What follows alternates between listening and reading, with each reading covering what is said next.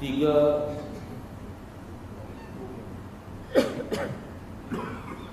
oknum yang membentuk Allah. Nanti saya terangkan. Menurut anggapan mereka, Al-Quran telah menceritakan hal ini dalam ayat-ayat berikut. Laqad kafara alladhina qalu innallaha huwal masih ibn Maryam. Sesungguhnya telah kafirlah orang-orang yang berkata bahawa Allah itu ialah Al-Masih putra Maryam. Al-Maidah ayat 73. Laqad kafara alladhina qalu innallaha thalithu thalatha. Sesungguhnya telah kafirlah orang yang berkata bahawa Allah itu ialah salah satu dari tiga oknum. Ini iaitu salah satu daripada tiga jasad. Salah satu daripada tiga nama, tiga orang. Wa idh qala Allah ya Isa bin Maryam wa idh qala Allah ya Isa bin Maryam وإذ قال الله يا عيسى بن مريم أأنت قلت للناس اتخذني وأمي إلهين من دون الله. Dan kenangilah ketika Allah berfirman, wahai Isa, benarkah engkau berkata kepada orang ramai, ambillah aku dan ibuku selaku dua Tuhan selain daripada Allah. Al-Maidah ayat yang ke-16. Perselisihan mengenai akidah agama yang paling sengit ialah perselisihan di antara golongan Nasara Syam dan kerajaan Rom dengan golongan Nasara Mesir, atau lebih tepat di antara golongan Mulkaniyah dengan golongan Manufusiyah. Akidah yang menjadi pegangan golongan Mulkaniyah ialah Al-Masih itu mempunyai dua sifat, iaitu sifat ketuhanan dan sifat kemanusiaan. Sedangkan akidah yang dipegang oleh golongan Manufusiyah ialah Al-Masih itu hanya mempunyai satu sifat sahaja, iaitu sifat ketuhanan. Dan dalam sifat ketuhanan inilah lenyapnya sifat kemanusiaan. Al-Masih seperti lenyapnya titis cuka di dalam lautan yang dalam yang tidak berdasar. Perselisihan ini telah memuncak hebat di antara dua golongan itu dalam abad yang ke-6 dan yang ke-7 hingga merupakan satu peperangan yang tak kunjung berhenti di antara dua golongan yang bertelagah itu, atau seolah-olah seperti pertelagahan di antara orang-orang Yahudi dan orang-orang Nasara. Setiap pihak menuduh lawannya, tidak sedikit pun mempunyai pegangan yang betul.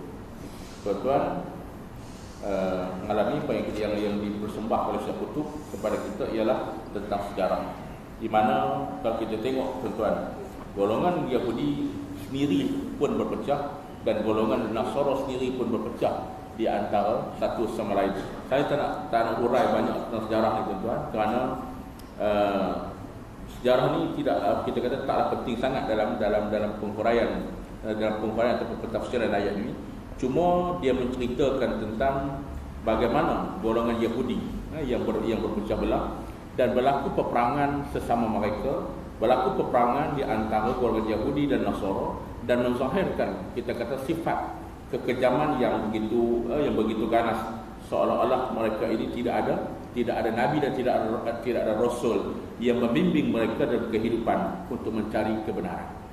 Kalau kita tengok apa yang disebut oleh Syekh Qutb, bagaimana orang-orang Yahudi dibunuh dengan begitu kejam, bagaimana orang-orang Nasara dibunuh dengan begitu kejam, mana dua-dua puak saling membunuh di antara satu sama lain, sehinggalah kita kata menuduh antara satu sama lain, hang tak betul, aku tak betul, hang tak betul, aku tak betul, sehinggalah berlakunya pembunuhan yang mana amat menggerunkan dan meninggalkan kesan yang mendalam dalam sejarah. Dan tuan-tuan, kalau kita tengok dalam Islam meletakkan adab yang begitu tinggi dalam semua keadaan, hatta di masa berperang.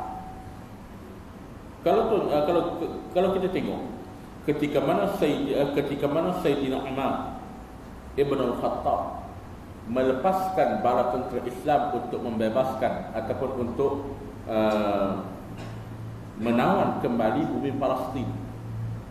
Palestin ni tuan-tuan menjadi rebutan. Al-Quds itu adalah bahagian dari bumi Palestin. Palestin ini, kita kata yang saya perlu sebut ni semuanya berlaku di kawasan Palestin. Di kawasan Palestin.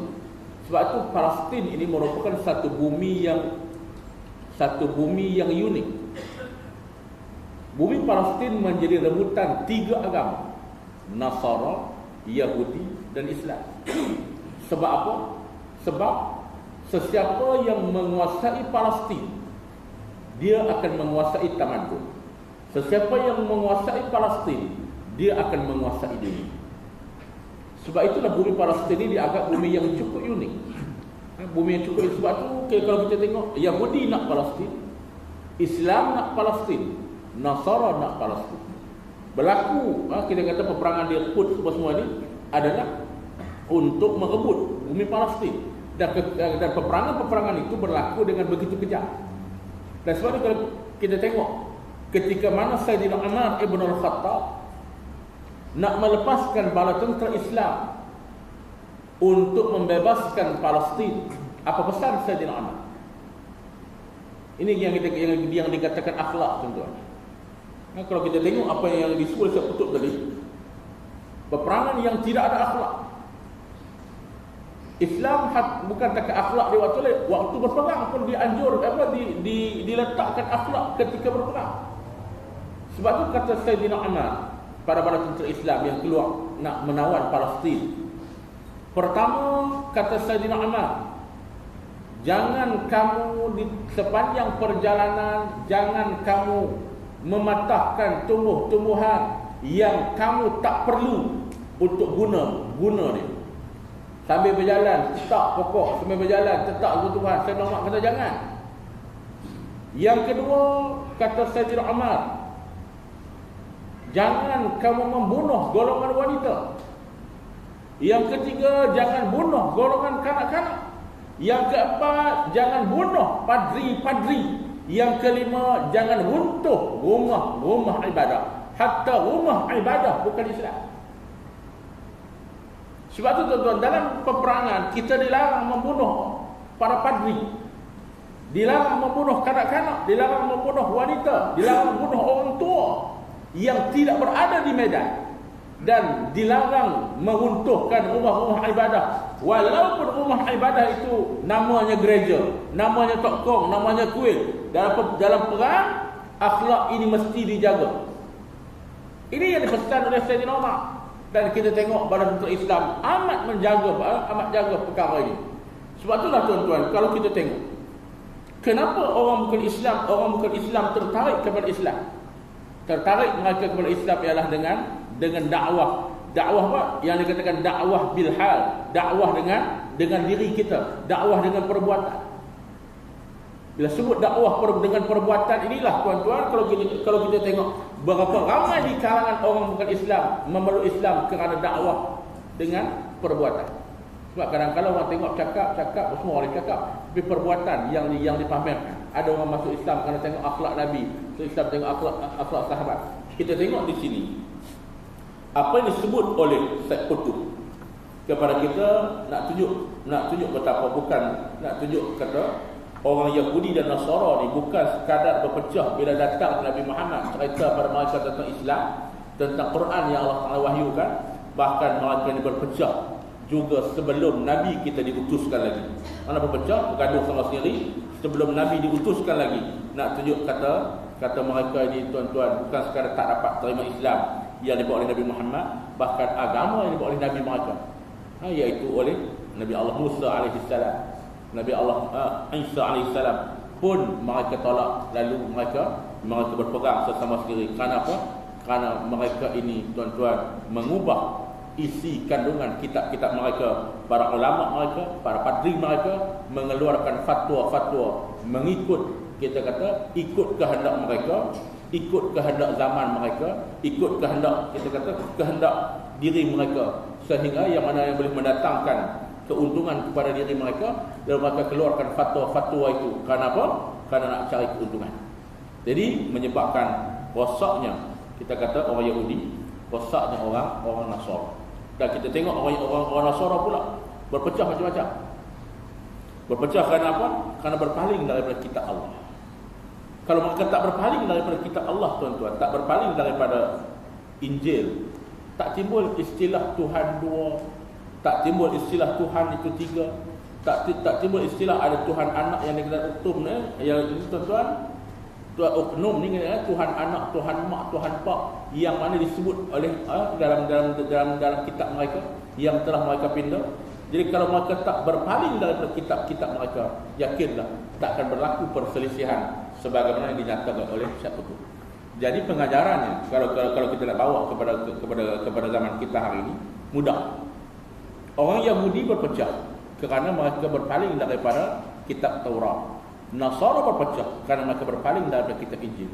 Bila mereka tinggal Taurat, tinggal Injil, lalu mereka mencari kitab atau mencari pegangan lain, atau mereka membuat fatwa-fatwa lain yang tidak bersandarkan kepada nas yang sahih, bersandarkan kepada nas yang betul, maka akan berlakulah perselisihan. Sama juga di zaman kita hari ini.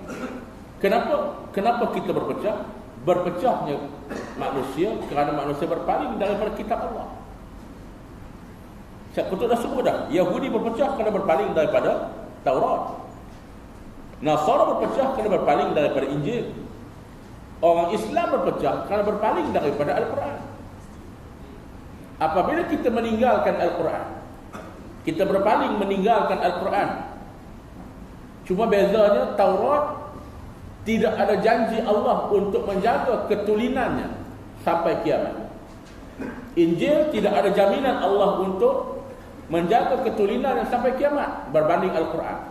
Sebab tu Quran itu, tuan, kalau Allah Ta'ala benar ia dipindah, saya yakin banyak dah pindaan-pindaan yang dibuat terhadap Al-Quran.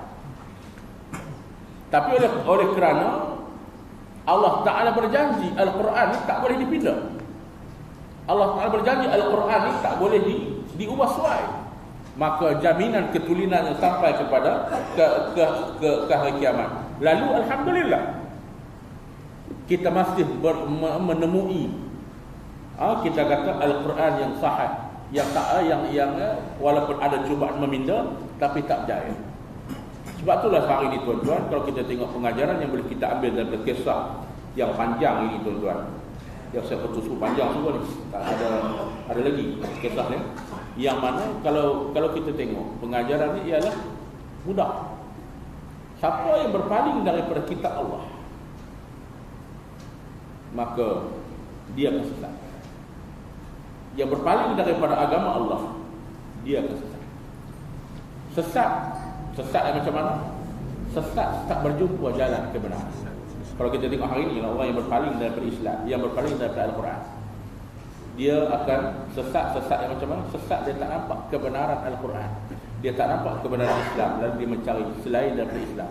Dan Allah Taala sebut, siapa yang mencari selain daripada Islam sebagai agama, maka dia akan ditolak. Jadi, tuan-tuan, kesimpulannya, kalau nak cari jalan penyelesaian terhadap apa je perselisihan, disebut oleh Allah Ta'ala, farudduhu ilallahi wa rasul. Nak cari jalan penyelesaian terhadap apa je perselisihan, perselisihan dalam bidang ekonomi, perselisihan dalam bidang politik, perselisihan dalam bidang apa pun, kata Allah, farudduhu ilallah, balik pada Allah dan balik pada Rasul. Bila sebut balik pada Allah, balik pada Rasul, maka kita perlu merujuk Al-Quran, merujuk sunnah Nabi sallallahu alaihi wasallam. Dan kita rujuk Quran, rujuk sunnah Nabi, dia ada jalan penyelesaian terhadap semua masalah. Apa je masalah, balik pada Quran, kita akan jumpa jalan penyelesaian. Perselisihan mengenai akidah agama yang paling sengit ialah perselisihan dan Sri Maharaja Hercules telah berusaha selepas baginda berjaya mengalahkan kerajaan Parsi pada tahun 638 untuk menyatukan aliran pemikiran golongan-golongan yang berkelingkah itu. Baginda mahu menyelaraskan semua aliran itu, dan satu ketetapan penyelarasan telah dibuat, yaitu orang ramai hendaklah menghindarkan diri dari memperkatakan masalah hakikat sifat Al-Masih, sabada beliau mempunyai satu atau dua sifat, dan apa yang wajib di atas mereka ialah apa yang wajib di atas mereka beriktikad ialah mengaku atau bersaksi bahawa Allah itu hanya mempunyai